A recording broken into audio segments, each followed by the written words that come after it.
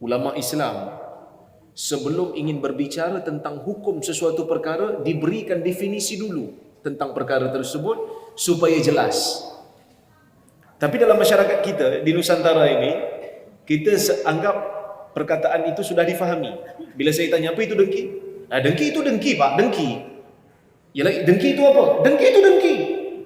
Sudah difahami dengki itu apa? Di dalam Islam, dengki itu bermakna tamanni zawalin ni'mah 'anil mahsud. Satu perasaan mengharapkan hilangnya nikmat daripada orang yang didengki. Bila seseorang itu dengki, apa yang dia rasa? Dia mengharapkan agar nikmat yang ada pada orang yang dia dengki, nikmat itu hilang. Itu dengki. Dan dengki ini ada beberapa kategori. Ada beberapa tingkatan. Ada beberapa tingkat.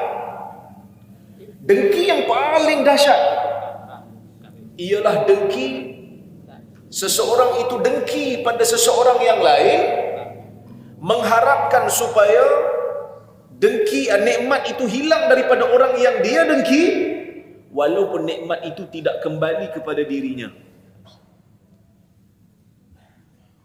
Kalau kami di Malaysia, dia ada satu istilah, kalau aku tak dapat, biar semua tak dapat. Faham? Kalau aku tak dapat benda tu, biar semua tak dapat. Puas hati aku. Kalau dalam bahasa Indonesia itu apa? Biar semua tidak merasa kerana aku tak dapat. Itu dengki yang paling teruk, paling maksimum, jahat. Dia berusaha supaya nikmat itu hilang daripada orang tersebut. Tingkatan yang kedua, yang paling yang bawah sedikit, dia dengki, kemudian dia berusaha supaya nikmat itu hilang daripada orang yang dia dengki dan nikmat itu kembali pada dirinya. Itu dengki yang haram, tetapi berada di tingkatan yang kedua, bawah sikit. Dengki nombor 3, ulama berbeza pendapat sama ada haram ataupun tidak. Iaitu perasaan itu ada, dia melihat satu orang dapat nikmat lebih kaya daripada dia, lebih senang daripada dia, dia dengki, tapi dia simpan. Dia tidak bercakap tentangnya, dia tidak berusaha untuk menghilangkannya, tapi dia simpan dalam jiwanya. Yang ni haram atau tidak? Dengki seperti ini haram atau tidak? Dia tengok matanya sakit, tapi hanya di dalam jiwa dia simpan, tidak disebut dan tidak dia berusaha. Para ulama berbeza pendapat. Ada yang mengatakan haram, ada yang mengatakan tidak. Kerana apa tidak?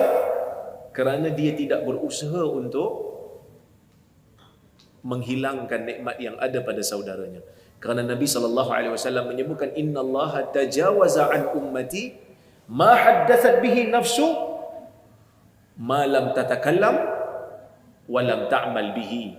Atau kama qala, Nabi SAW menyebutkan Allah mengampunkan umatku apa yang disebut di dalam jiwanya, tetapi dia tidak melontarkannya pada perkataannya ataupun tidak mengamalkannya. Selagi itu dia diampunkan, tetapi dia berada dalam keadaan yang bahaya, kerana boleh jadi dia akan mengucapkannya juga apabila dia tewas dengan perasaannya. Dan satu lagi, dengki yang diberikan pahala. Ada dengki yang diberikan pahala, iaitu perasaan yang muncul, dengki muncul dalam jiwa, tetapi dia berusaha untuk membuangnya. Dia melihat kawannya naik pangkat. Dalam bahasa Indonesia naik pangkat apa Ustaz? Naik pangkat. Sedangkan dia lebih senior, dia lebih lama bekerja di tempat itu. Dia melihat kawannya yang baru masuk naik pangkat ataupun mendapat gaji lebih tinggi daripada dia. Dengki ada dalam perasaan dia. Lalu dia berusaha untuk buang dengan dia buat baik. Awak naik pangkat kan? Jom saya belanja makan. Maka itu sesuatu yang berpahala kerana dia membuang perasaan dengki dalam jiwa dia. Dan ada satu lagi dengki yang dipanggil sebagai ghibtah, yang Nabi SAW sebut dalam hadis, la hasada illa fi ithnatain. Tidak ada hasad melainkan dalam dua perkara. Rajulun atahu Allahul hikmah fahuwa yu'allim, rajulun atahu Allahul mala fasallatahu ala halkatihi fil haqq, wa rajulun atahu Allahul hikmah fahuwa yu'allimuha wa yaqdi biha, atau kama qala. Dalam hadis Bukhari, Nabi SAW mengatakan tidak ada hasad melainkan dalam dua perkara.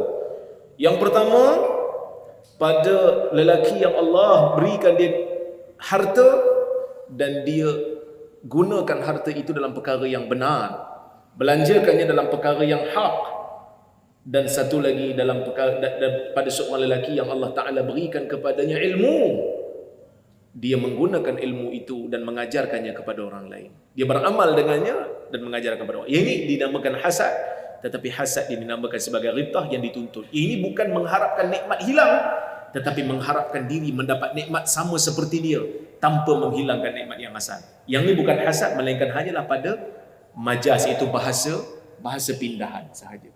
Nabi SAW mengharamkan hasad. Maksud hasad ialah penyakit jiwa. Nabi SAW mengetahui ini adalah penyakit umat. Yang dalam hadis yang lain Nabi SAW sebutkan sebagai haliqah. Nabi menyebutkan haliqah, dia adalah pencukur, dia adalah pisau cukur, mencukur kebaikan. Apabila hasad berlaku dalam diri, sukar umat untuk bersatu.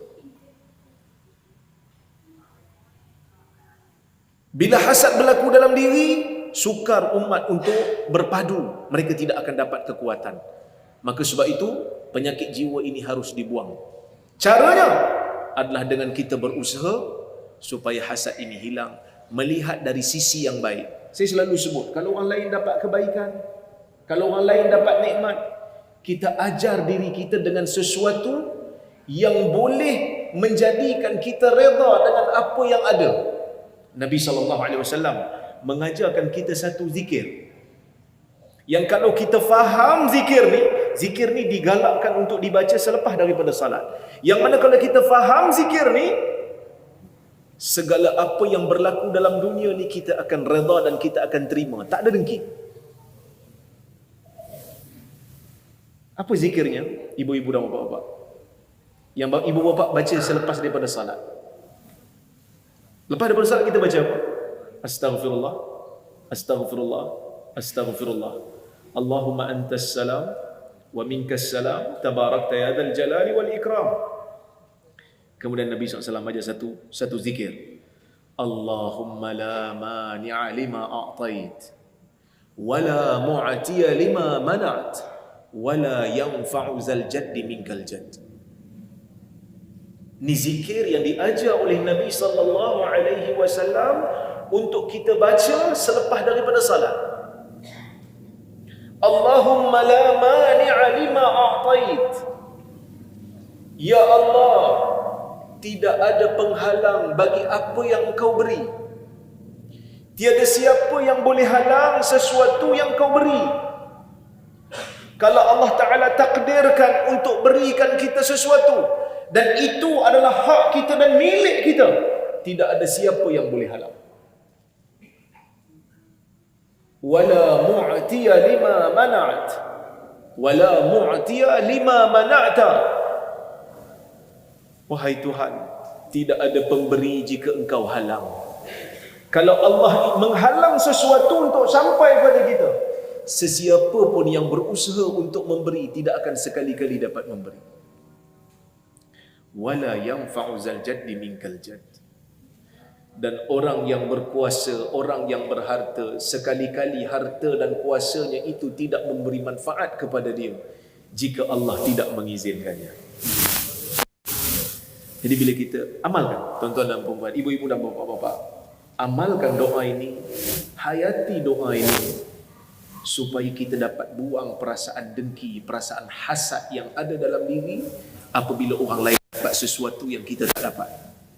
Kadang-kadang kita berusaha, betul, kita berusaha, tetapi perkara yang kita usaha tak dapat, kita dapat kat orang lain. Maka kita, bila kita baca zikir ini, kita tahu memang sepertinya Allah tidak memberikan kita perkara itu. dan kita cuba mencari kebaikan yang ada di sebaliknya.